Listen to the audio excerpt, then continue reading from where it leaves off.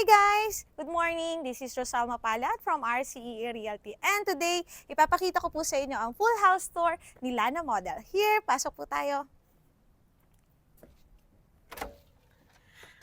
Ayan, so pagpasok pa lang, napakaganda po ni Lana kasi tingnan nyo naman po yung salak niya. Sa uso na, sa passcode niya.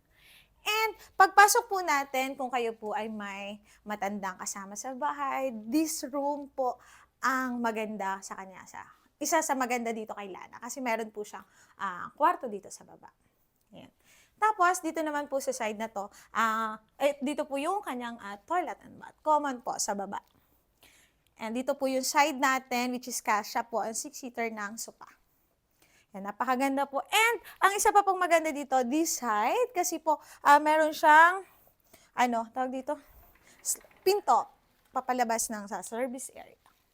And a kitchen po, ito po yung sa kitchen natin, which is, yan, hanggang 6-seaters.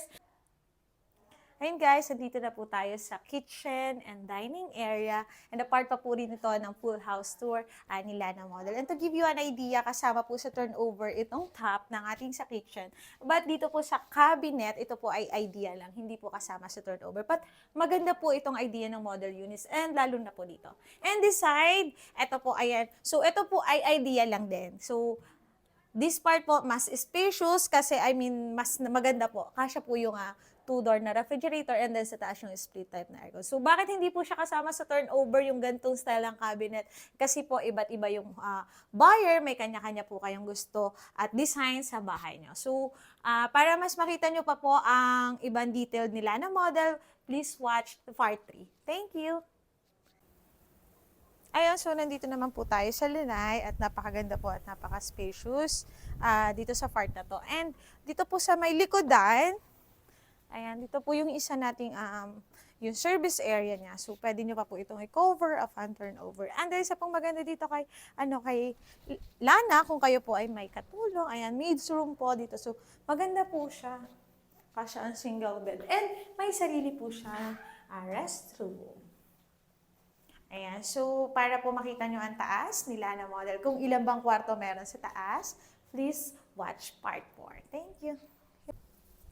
Since si Lana Model po ay single detached unit, so nasa gitna po ang bahay and may space po siya sa dalawang gilid at malawak pa po yung space niya dito sa side. I think kasya dito ang sasakyan. Yeah. So, ikot po tayo dito. And then sa harap po, may space pa siya. Ayan, here po. Then, dun po yung kanyang garahe. Okay. So, guys, ngayon po, akyatin naman natin kung ano bang meron dito kay Lana Model. Pag-akyat po natin, ganito po nakaganda yung hagdan and this view. So, yung lighting po ng ating sa araw, maganda kasi. Tapos, meron din po dito sa side na screen. Ayan, so, pag-akyat po natin dito po sa taas, meron po siyang 3-bedroom. Ayan, so dito po yung ating common CR sa taas.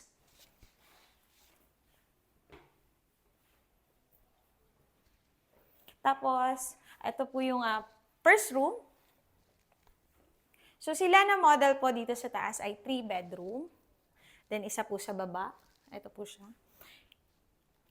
And ang master bedroom po natin, meron po siyang sariling toilet and bath. And dito din po sa side niya, master bedroom, may access po tayo papunta dito sa balcony. So, sila na model po with a lot area of 156 square meter, with a gross floor area of 129.80 square meter, with a total of 4 bedrooms plus 1 maid's room, with 3 toilet and bath po, isa sa baba, isa sa taas sa common CR, at isa sa master bedroom. Ayan. So, to know more about Lana, just send us a message. Thank you and have a nice day.